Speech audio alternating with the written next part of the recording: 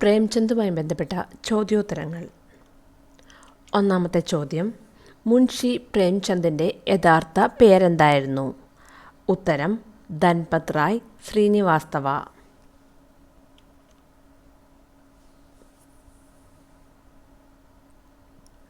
പ്രേംചന്ദ് ജനിച്ച വർഷമെന്നാണ്? ഉത്തരം 1880 ജൂലൈ 31. ഹിന്ദി സാഹിത്യത്തിൽ ഉപന്യാസ സ്മാർട്ട് എന്ന് വിശേഷിപ്പിക്കുന്നത് ആരെയാണ്? ഉത്തരം മുൻഷി പ്രേംചന്ദ്. പ്രേംചന്ദിൻ്റെ ജന്മസ്ഥലം? ഉത്തരം ഉത്തർപ്രദേശിലെ വാരണാസിക്കടുത്തുള്ള ലംഹി ഗ്രാമത്തിൽ. ഉറുദു ഭാഷയിൽ എഴുതിയിരുന്നപ്പോൾ പ്രേംചന്ദ് സ്വീകരിച്ചിരുന്ന തൂലിക നാമം? ഉത്തരം നവാബ് റായ്. മുൻഷി പ്രേംചന്ദ് 1930 ആരംഭിച്ച് അദ്ദേഹം തന്നെ എഡിറ്റ് ചെയ്ത് നടത്തിക്കൊണ്ടുപോയ ഏറ്റവും പ്രശസ്തമായ ഹിന്ദി സാഹിത്യ മാസിക? ഉത്തരം ഹംസ്. പ്രേംചന്ദിന് പൂർത്തിയാക്കാൻ സാധിക്കാതെ പോയ ഒരേയൊരു നോവൽ ഏതാണ്? ഉത്തരം മംഗൾസൂത്ര.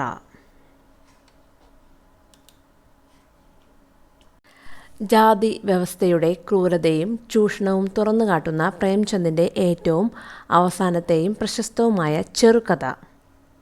ഉത്തരം കഫൻ.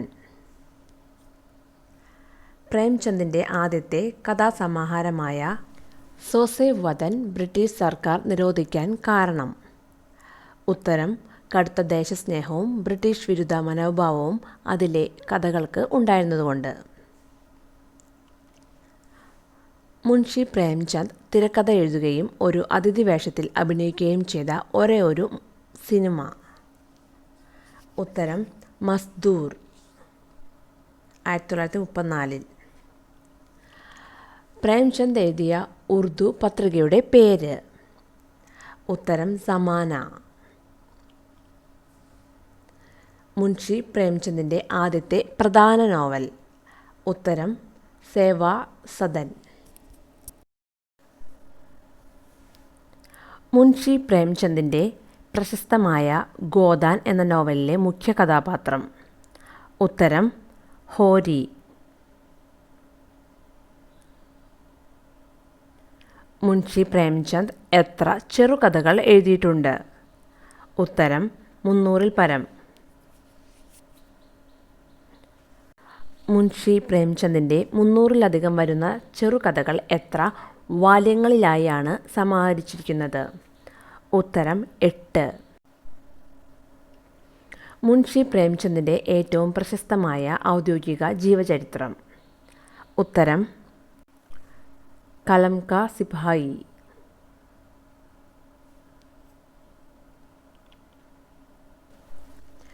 കലം കാ സിപാഹി എന്ന വാക്കിൻ്റെ അർത്ഥം? ഉത്തരം അക്ഷരങ്ങളുടെ പടയാളി.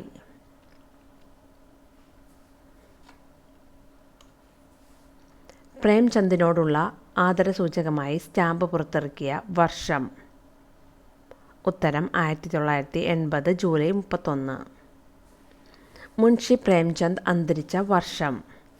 ഉത്തരം 1936 ഒക്ടോബർ 8. പ്രേംചന്ദിൻ്റെ ആദ്യ ഉറുദു നോവൽ ഏതാണ്? ഉത്തരം അസ്രാർ ഇ മാ അബീദ്. പ്രേംചന്ദിൻ്റെ ഏത് കൃതിയാണ് രണ്ടാം ഭാര്യ എന്ന പേരിൽ ഇംഗ്ലീഷിലേക്ക് വിവർത്തനം ചെയ്തത്? ഉത്തരം നിർമ്മല.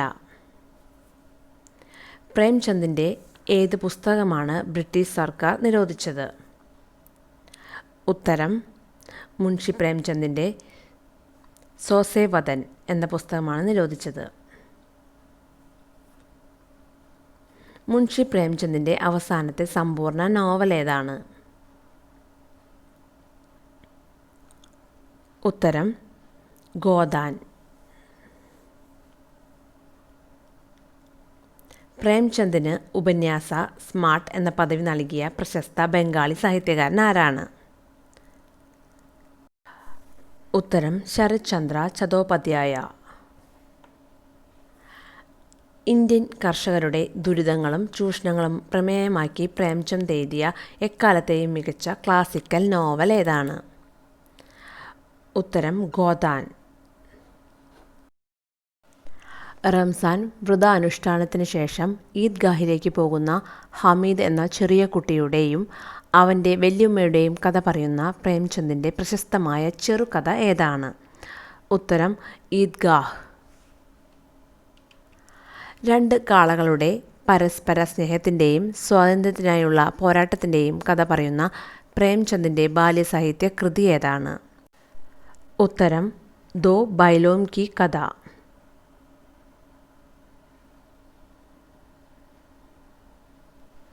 മുൻഷി പ്രേംചന്ദ് എത്ര നോവലുകളാണ് എഴുതിയിരിക്കുന്നത്? ഉത്തരം 14 നോവലുകൾ. ഇതിൽ 12 പൂർത്തിയാക്കിയിട്ടുണ്ട്. ഒരെണ്ണം അപൂർണമാണ്. മറ്റൊന്ന് അദ്ദേഹത്തിൻ്റെ ആദ്യകാല കൃതികളുടെ പുനരാവിഷ്കാരമാണ്.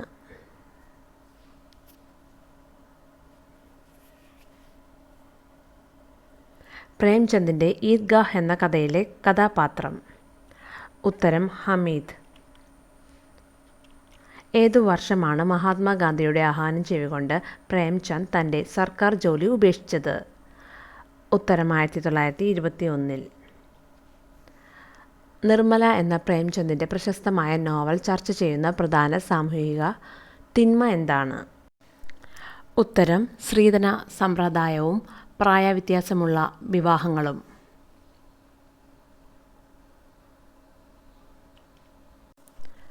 തന്നെക്കുറിച്ച് എന്താണ് ഒന്നും എഴുതാത്തത് എന്ന് ചോദിച്ചപ്പോൾ പ്രേംചന്ദ് എന്താണ് മറുപടി പറഞ്ഞത്?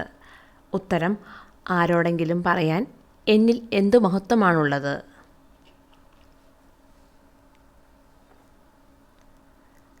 പ്രേംചന്ദിൻ്റെ ജീവചരിത്രം പ്രേംചന്ദ് കലം കാ സിപായി എന്ന പേരിൽ എഴുതിയത് ആരാണ്?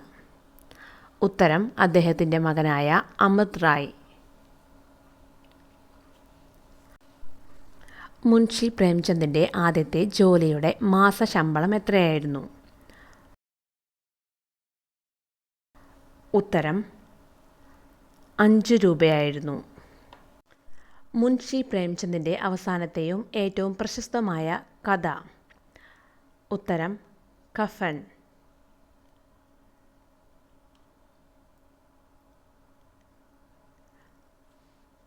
മുൻഷി പ്രേംചന്ദിൻ്റെ പിതാവിൻ്റെ പേര്? ഉത്തരം അജയബ് റായ്.